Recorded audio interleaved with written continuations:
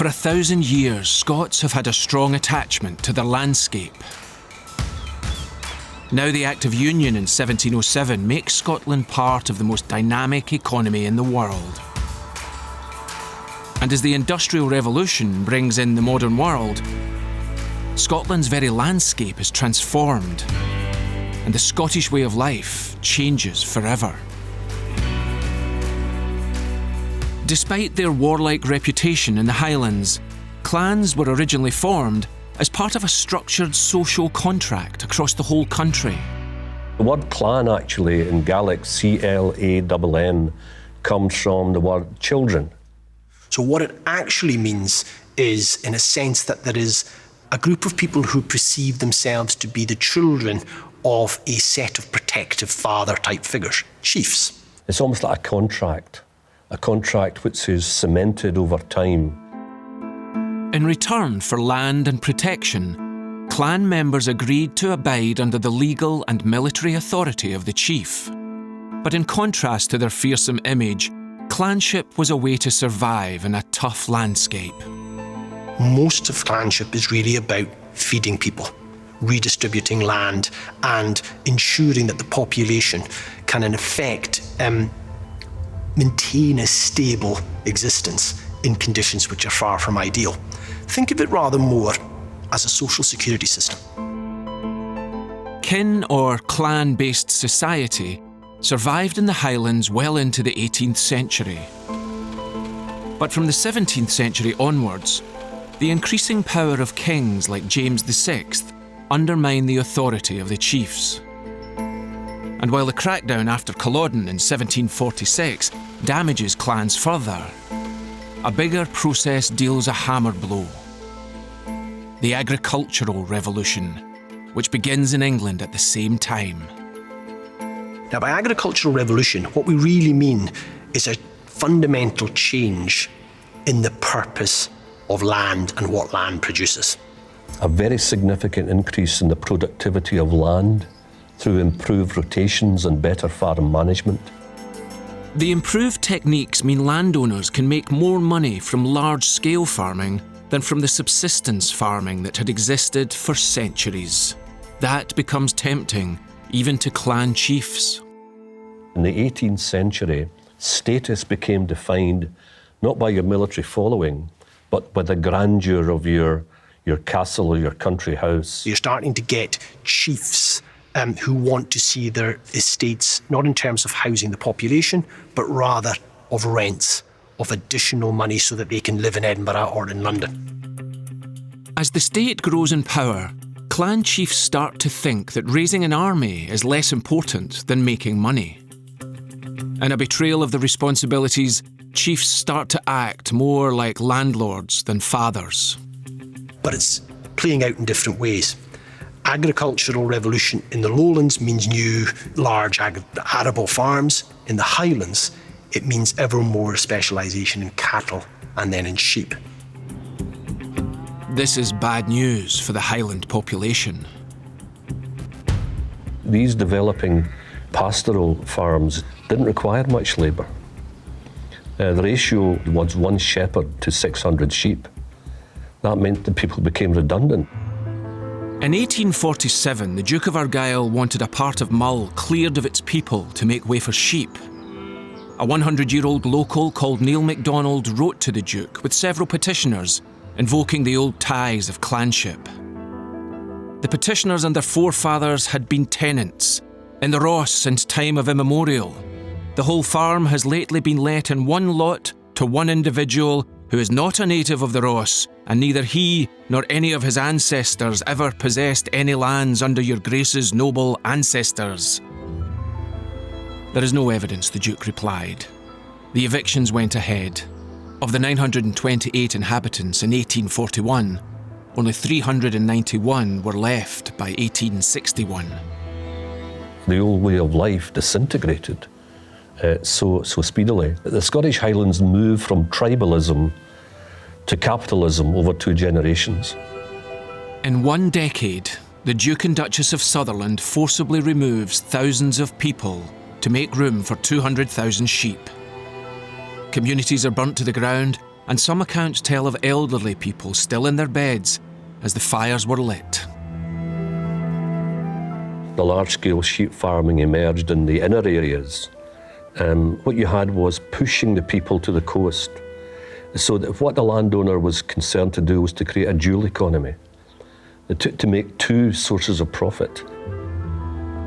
Those shunted to the coast are sometimes offered small buildings and land called crofts. Tiny crofts were established with single families, and these were literally shaved to a minimum to ensure that the people could not derive a full subsistence from the croft holding. So they had to have other sources of income. The key props of this new type of sort of crofting community is effectively fishing, keeping a bit of cattle, kelping, and the foodstuff that enables it is the potato. While kelping and fishing are sustainable and profitable, you have economic income. If they collapse or the prices go down and the potato fails, many tens of thousands of people are suddenly vulnerable. This is exactly what happens from 1820. Fishing declines, kelp prices plummet, and a potato famine hits. It devastates the population. Some landlords impose further evictions. By now, some people have had enough. About a third of the population of the Western Highlands and Islands leaving between 1841 and 1861. There's mass migration to the lowlands, America, Canada, and Australia. The commercialisation of farming happened just as cities were growing and demanding more food. This, and the greed of landowners, sounded the final death knell for the clans. Two powerful forces which quite literally pulverised the old social fabric of Scotland, which had existed for centuries. The impact of these clearances can still be seen today if you drive north from Carlisle. For mile after mile, after crossing that border, you will see a landscape in the border countryside which is literally empty of people because of the big sheep farms that were established there from the later 17th century. Many leaving the lowlands flock to the cities, where their lives are about to be changed by another process, the Industrial Revolution. It's a process which, of course, begins slowly and is happening slowly in England too, but starts to reach a sort of critical mass probably sometime around the 1770s or 1780s. Improved technology means machines can make more textiles than traditional methods. Paisley, Glasgow, Dundee, and the Borders become major producers of textiles that ship worldwide. If you went to the 1830s and 1840s, the human face of Scotland's Industrial Revolution would have been a woman, i.e. the majority of the actual labour force are women, particularly because textiles play such an important part in Scotland's early Industrial Revolution. Scotland starts to actively shape the Industrial Revolution through groundbreaking innovation. The Industrial Revolution in Scotland is characterised by technical innovation. We all know James Watt, the steam engine. In 1776, Glasgow-based James Watt improves the steam engine, the workhorse of the Industrial Revolution. Railways link cities and country like never before. Scotland is industrialising. And then from about the 1830s, this extraordinary mushrooming of industry. We're thinking here, of course, of iron, steel, heavy engineering. The pace of change in Scotland at this time is extraordinary. By 1841, around 75% of men in Glasgow and Dundee and around 2/3 of women work in industry. The dramatic speed, the depth of the changes, no country in Europe could match that. In the space of 80 or 90 years, Scotland undergoes changes that take centuries to happen in England. In the mid-18th century, only about 1 Scot in 10 lived in urban areas of 3,000 or above. By the time you get to the census of 1861, 65% of Scots are living in urban areas. People leaving Highland and Lowland areas cram into cities. Many of them go to the central belt between Glasgow and Edinburgh. But it's happening so quickly that housing, health, water, sewage supplies simply can't keep up. The result is you have what looks like a modern economy, but with dreadful social conditions. By the 1830s, the death rates in Scotland have actually increased per 10,000. As industrialisation spreads around the world, in order to compete, Scotland specialises in industries like shipbuilding. One of the leading edges that the Scottish shipbuilding firms had by even as early as the 1820s, 1830s, was not so much in construction, but in engineering. And those engineering skills came from the previous levels of expertise in steam manufacture of engines for cotton and mills. Ships had been built on the Clyde River for centuries, but from the 1840s on, it goes through a revolution. The Clyde gets a reputation for being the best location for shipbuilding in the British Empire, then the world. Clyde built becomes a byword for quality, and its success blossoms. Extraordinary to think that on the eve of the Great War in 1914, a fifth of all the world's built vessels in that year, both civilian, both mercantile if you like, and naval, were launched in a single river in Scotland, the River Clyde. By the end of the 19th century, Scotland's people and landscape has undergone radical change. Scotland's break with its rural past was sudden, sharp. It's also ironic that it's in this period that Scotland portrays to the world a rural face.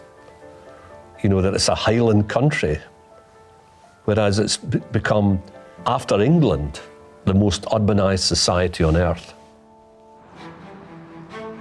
After 8 centuries of Scotland's 1,000-year history, the industrial Scottish economy of the Victorian era is world-beating. It depends crucially on Scottish know-how, and particularly on Scottish education, which has become the envy of the world. It's an astonishing story. 1,000 years ago, you couldn't describe Scotland as an intellectual or creative beacon. Back then, what education there is comes from the church and is aimed at training clergy. You could get an education in the cathedral school, particularly as part of the song school there, if you're going to go in the choir. As a nobleman, you might be educated at home. Over the centuries, education develops and grammar schools start to appear in the larger towns. There was, in no sense, any kind of universalism in education, even in terms of basic literacy. But the situation had improved considerably by the mid-16th century, and especially for the middle classes. You had some schools in the towns, and you did get very limited educational opportunities for girls as well as boys. You would get sewing schools as well.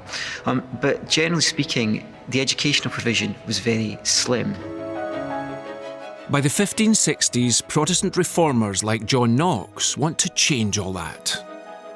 The Reformation had as one of its key defining focuses an emphasis on literacy, so that people could read and understand the Bible themselves in their own language. The big distinction in terms of the Protestant Reformation and what had gone before was this scheme for universal education. Knox and other reformers wanted a school in every parish across Scotland, giving education to rich and poor, town and country alike. The aspirational seeds that were sowed by the reformers eventually flourished into the 17th century, so that by the end of the century there was a really well-connected, highly literate network of parish schools in Scotland, which would have a huge impact on the importance and value that Scotland placed on education in the later centuries. Schools are overseen by the Presbyterian Church, who promote literacy, but not necessarily free thinking. As Knox put it, children are born empty of all godliness, so the new generation had to be instructed. So the thrust for the educational revolution was religious, not intellectual. In 1696, at the same time, an Education Act is signed. Religious intolerance means people can still be tried for heresy. In 1696, the infamous case of the young Edinburgh undergraduate Tom Aikenhead, betrayed by some of his fellow students to authority for denying the divinity of Christ, and tried and then sentenced and was finally hung. In Paisley, 7 are sentenced to death for witchcraft. Despite this intolerance, Scottish universities flourish. But Scotland has 5 distinguished universities. Glasgow started before Columbus went to the New World. And Glasgow is not the oldest. The number of university places in Scotland was higher than anywhere else in Europe by 1800. And that therefore suggests a society which had a feeder system. As early as 1600, England had 2 universities, but Scotland could boast 5. Scotland's universities have close ties with European institutions. Scotland is very aware of what happens on the continent. The Scottish universities correspond and keep abreast of what is happening on the continent at the universities, in learned societies. The Enlightenment is spreading through Europe. The Enlightenment is an enormously important development in 17th and 18th century thought, which is often associated with a challenge to religion or a challenge to authority. Across Europe, reason and science are unsettling religion and authority. Scotland's universities and European links mean it's not long before the Enlightenment reaches Scotland. The Enlightenment really starts in Scotland in the late 17th century, and it starts in Edinburgh. Edinburgh was one of the most concentrated cities in the terms of population in a very small space in Europe. Concentration of professionals in late 17th century Edinburgh is significantly higher than it was in late 17th century London. There was a very strong intellectual life. There was a very strong commitment to intellectual institutions. A lot of people were educated abroad, and there was a very wide and diverse population in the city itself, including large numbers of French and Dutch. And from those circumstances came the Scottish Enlightenment. This melting pot means that from the late 17th century on, Scotland produces a long list of thinkers who change our world. William Robertson in history. David Hume, the philosopher, very well known for his so-called Science of Man. Francis Hutcheson, whose politics of resistance to unjust rule underpinned the American Revolution. James Hutton in geology. Joseph Black in science. Burns in poetry. Scott in fiction. And so the roll call goes on and on. Adam Smith's creation, what fundamentally we think of as modern economics.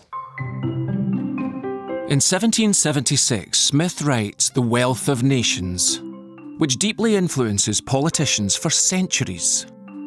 He argues society doesn't need kings or ministers to improve. Open marketplaces and human nature will do the job. This introduces the idea of free trade, which lives with us today. The scale of Scottish intellectual achievement attracts the attention of Europe. We looked to Scotland for all our notions of civilization, unquote. And that was from a leading figure at the centre of the French Enlightenment. Scottish medical schools attract a host of international students, and ideas from Scotland spread across the globe. Scotland changes. The religious intolerance that defined the 17th century gives way to rational inquiry. But the Enlightenment in Scotland has a distinctive feel. Scotland was probably the poorest European country to have a major Enlightenment. They were very keen, Enlightenment thinkers in Scotland, on material improvements, things that would improve the economy, things that would improve society, and then it becomes linked to technological advancement and becomes linked to the huge contribution of Scots to technology and technological development in the 19th century.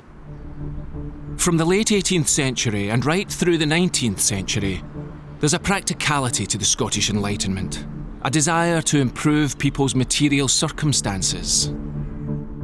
James Watt's improvements to the steam engine is one early example, but Scottish innovation continues over the centuries.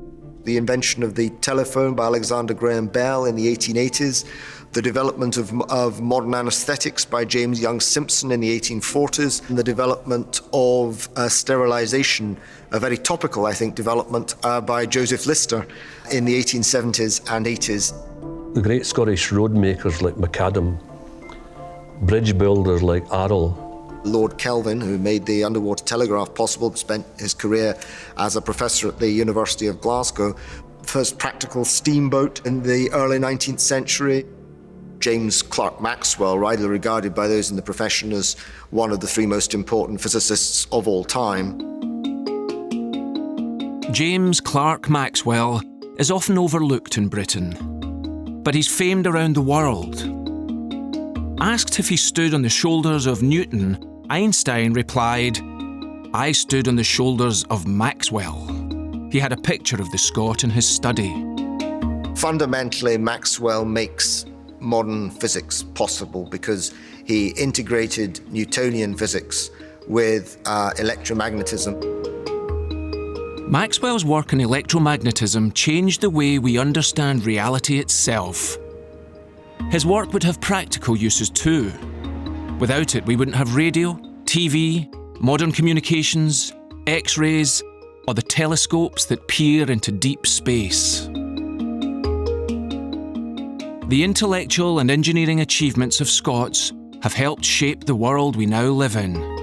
I think from in the 18th, 19th, early 20th centuries, there's little doubt that the country has disproportionately contributed to human advance in a whole variety of different areas. Given this rich history, perhaps it's no surprise that when the Scottish Parliament reopened in 1999, one of its first pieces of legislation paved the way for the abolition of upfront tuition fees for Scottish university students. Scotland is one of very few countries in the world with its population size that it's currently got 5 universities in the world's top 200. I think there's no doubt that Scotland continues to punch above its weight intellectually in that it is, on the latest figures, the second highest cited country for its research after Switzerland per capita in the world. The citation that comes to mind at this point is Churchill's. He said, "With the possible exception of the ancient Greeks, no other small country can compare with Scotland in terms of impact on human benefit." Scottish technical expertise has outlived the Victorian industrial economy it helped to create.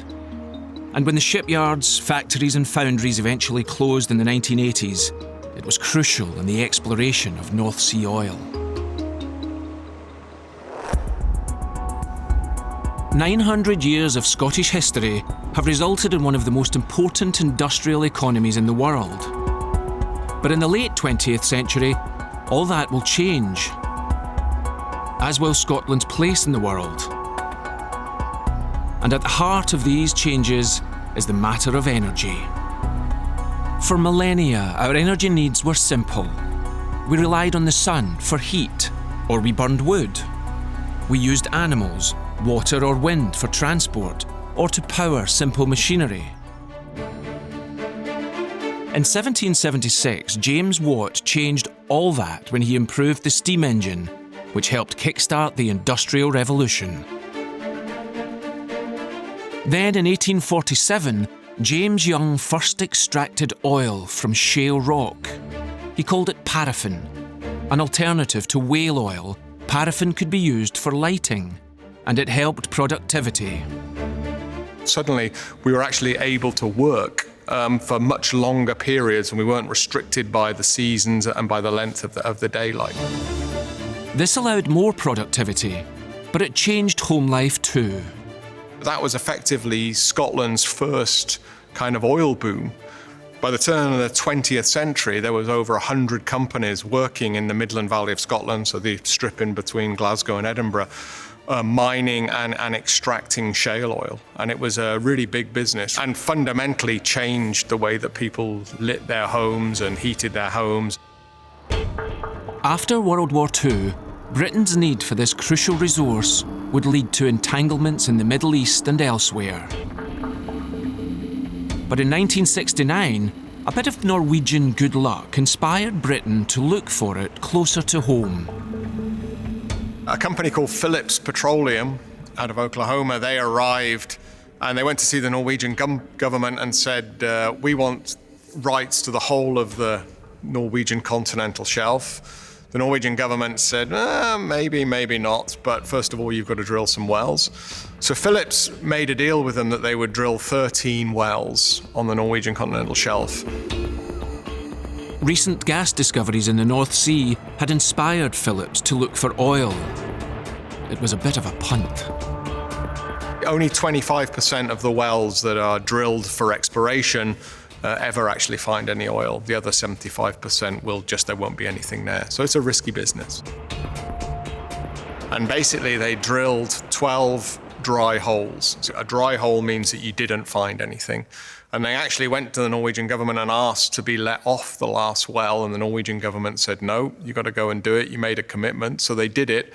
And that was basically, they discovered Ekofisk, which was the first major discovery in the Norwegian continental shelves. European countries had already agreed how to share any oil and gas from the North Sea. And effectively, it was related to how much of your shoreline or how much of your coastline was actually fronting onto a piece of the ocean. So the bulk of the North Sea was subdivided between the UK and Scotland and Norway. It was the UK and especially Scotland and Norway who were the big winners in that agreement. Norway's success inspired the UK, France, Denmark and Holland to find their own black gold. A company called Amoco, which is now part of BP, they made the first discovery in the UK sector in 1969 with a field called Montrose. Then the first really big, significant discovery was made by BP the following year. That was a field called Forties. And then in 1971, Shell discovered the iconic Brent field. At its peak, the Forties field produced 500,000 barrels a day, selling for nearly $40 each. Today, that would sell for over $70 million every day. Many discoveries are east of Scotland, and Aberdeen becomes a key hub in the UK's oil industry. But getting to the oil would be a problem. Obviously, the first oil wells were on land, and they were drilled to a few hundred feet. Compare that to the North Sea, which is cold. There's kind of 4 or 5 months of really bad weather, massive waves, relatively deep water, very cold. The North Sea would test Scottish ingenuity to the limit. You needed to build a city in the sea. So some of the big, large platforms will be a factory, will be a processing plant, will be a drilling plant, and it will also have 300 or 400 people living on it at any one time. So you're effectively placing a large industrial complex in the ocean, often in water depths of, say, 300 or 400 feet, big waves and all that sort of thing. But effectively, you are building a city in the sea. They are amazing feats of engineering. It's hard to overestimate the scale of the challenge.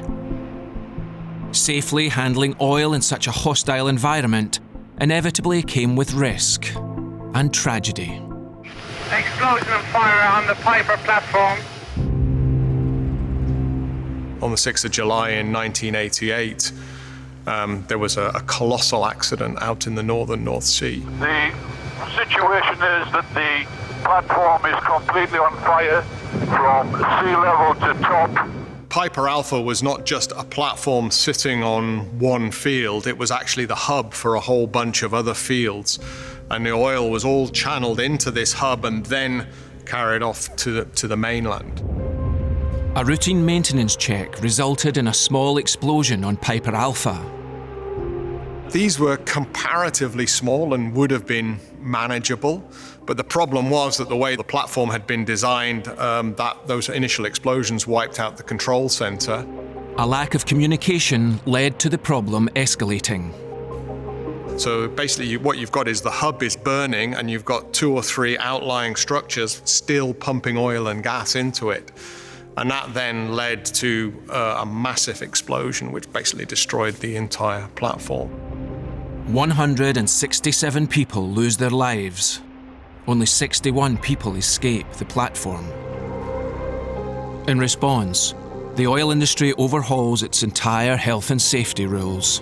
All of these sort of things that we have today, which makes the oil industry actually a very safe industry, they all came from that terrible tragedy. North Sea oil was providing an economic lifeline to Britain at a time when it needed it most.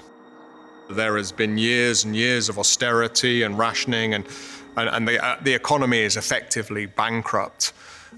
It's lost most of its empire, and the UK is very much languishing in economic and sort of social political wilderness. And then suddenly we make these discoveries of North Sea oil, which ultimately underwrites the economy for the next 50 years.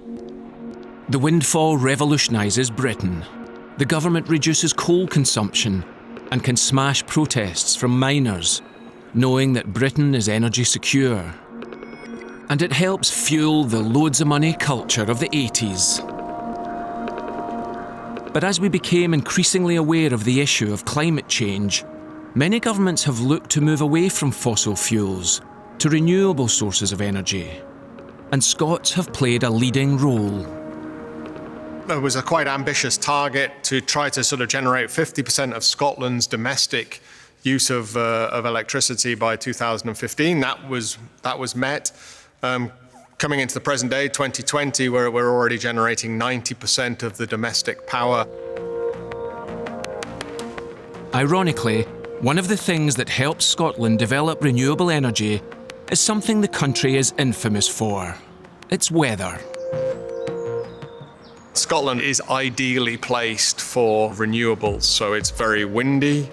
It's got a lot of coastline with a reasonably high tidal range and a lot of wave activity.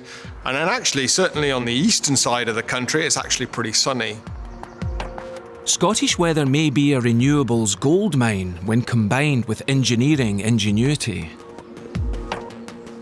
Scotland's been at the centre of energy innovation pretty much since day one, right from the very start of the Industrial Revolution, all the way obviously through the sort of the oil period. And there's a very strong expertise in building kind of solving difficult offshore problems and solving sort of difficult engineering problems associated with the production of energy. Scotland has the biggest wind resource in Europe, and its engineers have developed new and efficient turbines. It has the world's first floating offshore wind farm. It provides 85% of the UK's hydroelectric power, and it's played a leading role in wave power, including developing the world's first tidal array. But we're still only actually exploiting less than a quarter of the potential for renewable energy when you combine the wave, wind, hydro, solar, and tide. So going forward, there is massive potential for sort of developing this further and sort of selling it and exporting that energy. In 2020, Scotland may produce all of its electricity from renewable energy. And it has a great potential to make money from selling clean energy to other countries. A country with a rich industrial past has, in recent decades, undergone its own green revolution. But the politics of energy has also brought into question Scotland's place in a united kingdom. For many people think it's Scotland's oil. In the early 1980s, the oil revenue was accounting for about 10% of all of Britain's income. And it's very interesting to contrast it to Norway, and the Norwegian government basically put all of the money into an investment fund, which they call the oil fund, which is now basically they can fund a very nice life for everybody going forward. The contrast to that is in the UK, where all the money was basically just spent as we got it. Margaret Thatcher's government used the money to cushion Britain during the devastation of traditional manufacturing industries in the 1980s. The North Sea was subdivided in the treaty in 1965 into the various countries around it based on how much of your coastline was sort of faced out into the basin. And if you follow that logic, about 90 to 95% of all of the North Sea oil would belong to Scotland. For the first time in centuries, pressure for Scotland to become an independent nation begins to grow. In the 1960s, barely 1 Scot in 10 wants independence. But from the 1970s, that number increases. And in 2014, the Scots have a chance to choose. It's all to do with our generation. We've convinced so many people and it's been amazing. For the first time, people as young as 16 are allowed to vote. They are overwhelmingly in favour of independence. But enough Scots still believe in the United Kingdom their ancestors invented in the years after Culloden in the 1700s. Deep down inside me, I'm panicking that I'm going to lose my country. The referendum's result is narrow. It sparked a generation of politically aware young kids. Perhaps this is a reflection of Scotland's rich history and the centuries-long relationship between the two nations.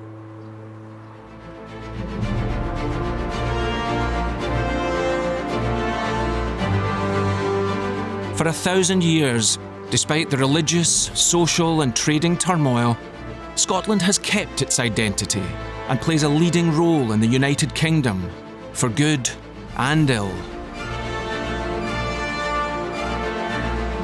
And perhaps just for now.